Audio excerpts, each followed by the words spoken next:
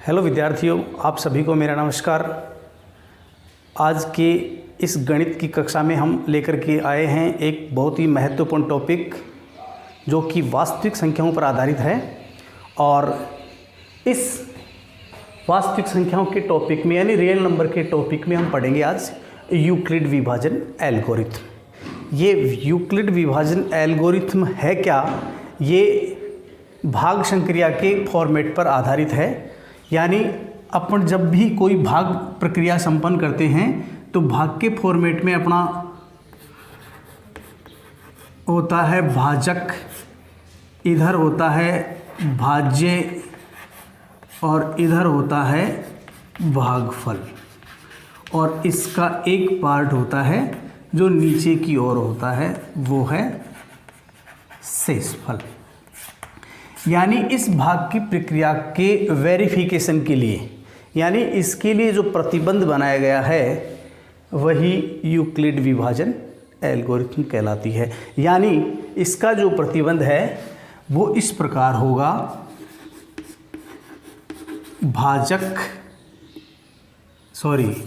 भाज्य होगा, भाज्य बराबर हो जाएगा भाजक इंटू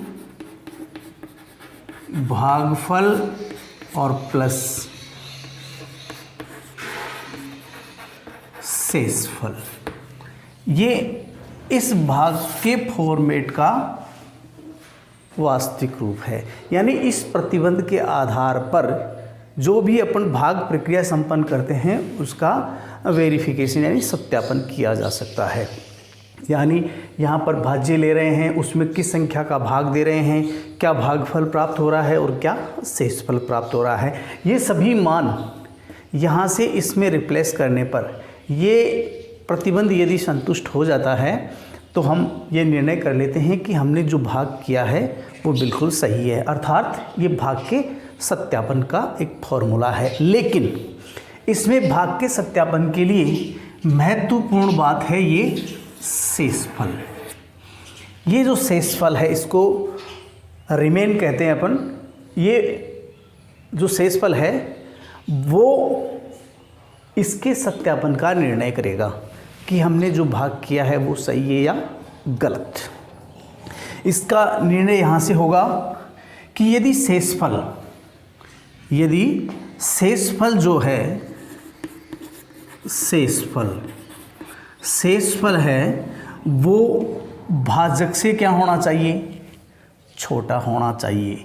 सदैव ही भाजक से छोटा होना चाहिए। जैसे यहाँ पर कोई भाग प्रक्रिया कर रहे हैं अपन, जैसे यहाँ पर 7 में 3 का भाग दे रहे हैं तो 3 का भाग 7 में 2 बार जाएगा, 3 दूनी 6 और इसको घटाएंगे तो यहाँ 1 बचेगा। ध्यान दीजिए, ये है शेषफल, यह है शेषफल और यह है भाजक। ध्यान दीजिए यहाँ पर ये जो शेषफल है 1 वो छोटा है किससे? 3 से, यानी भाजक से छोटा है। तो इसका मतलब ये कंडीशन वेरीफाई हो गई। इसलिए ध्यान देने की बात यह है कि जो यहाँ पर शेषफल बचता है उसका मान सदैव भाजक से छोटा होना चाहिए। साथ ही में कितना छोटा होना चाहिए ये निर्णय भी हम कर सकते हैं। तो जो भी यहाँ पर शेषफल बचने वाला है, यहाँ पर ये शेषफल जो बचता है वो सदैव एक पूर्ण संख्या होनी चाहिए। यानी पूर्ण संख्या शुरू कहाँ से होगी? 0 से शुरू होती है। इसलिए शेषफल का सबसे छोटा मान 0 हो सकता है। इसलिए यहाँ पर ये निर्णय हो जाता है कि ये शेषफल है वो 0 या 0 से बड़ा हो सकता है। अर्थात शेषफल का मान 0 हो सकता है और 0 से बड़ी एक पूर्ण संख्या हो सकती है। लेकिन कितनी बड़ी हो सकती है? जो यहाँ पर कंडीशन दी जाती है आपकी भाजक उससे छोटी। तो इस कंडीशन के अंतर्गत हम विभिन्न शेषफल ज्ञात करके बता सकते हैं। अर्थात ये निर्णय करेगा भाजक ये निर्णय करेगा कि आपकी भाग प्रक्रिया में कितने शेषफल संभव हैं।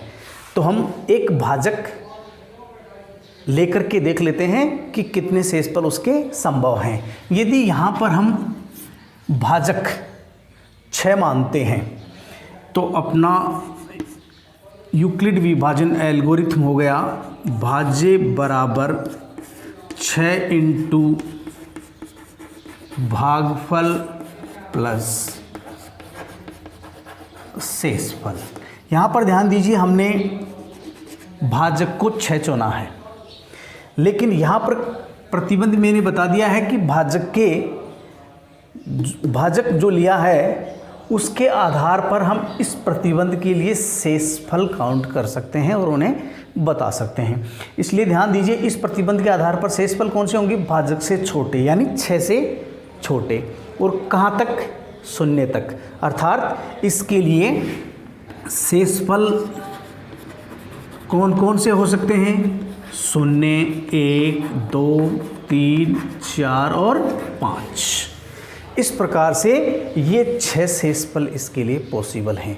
इसलिए ध्यान दीजिए कि शेषफल उतने ही हैं जितने भाजक लिया जाता है, यानी जो भाजक लिया जाता है उसके बराबर उस प्रक्रिया में उसके शेषफल पॉसिबल हो सकते हैं। तो इसके आधार पर हम भाज्य अलग अलग निर्मित कर सकते हैं। इसलिए भाज्य कौन कौन से हो जाएंगे?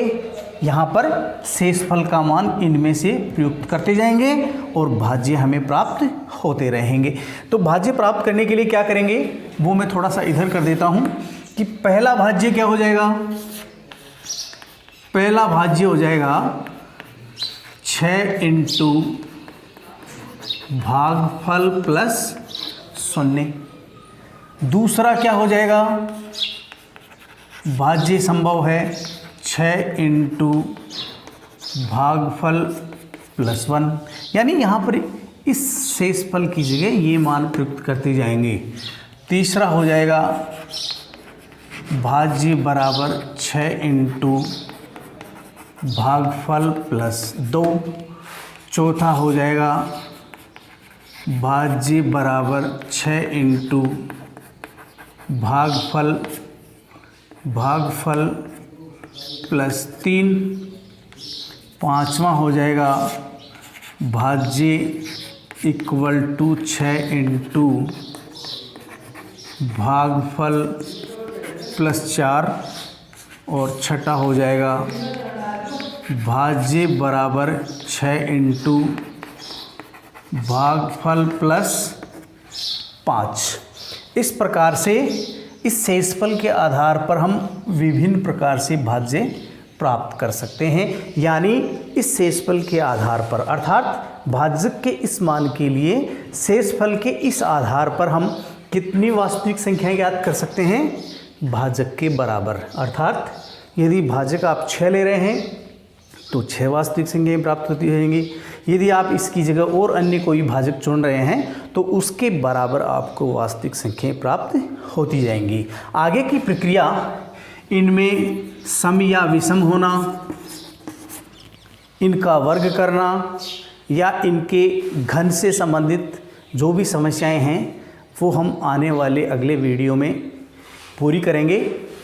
इस वीडियो में हम आज इतनी ही जानकारी प्राप्त करेंगे कि यूक्लिड विभाजन एल्गोरिथम होती क्या है, जो हमने देखा है कि भाज्य बराबर भाजक इंटू भागफल प्लस शेषफल, यानी ये भाग का जो फॉर्मेट है उसके वेरिफिकेशन का प्रतिबंध बनता है। इस प्रतिबंध के सत्य असत्य होने का निर्णय ये शेषफल करता है। शेषफल किसके आधार पर करता है? भाजक के आधार पर करता है।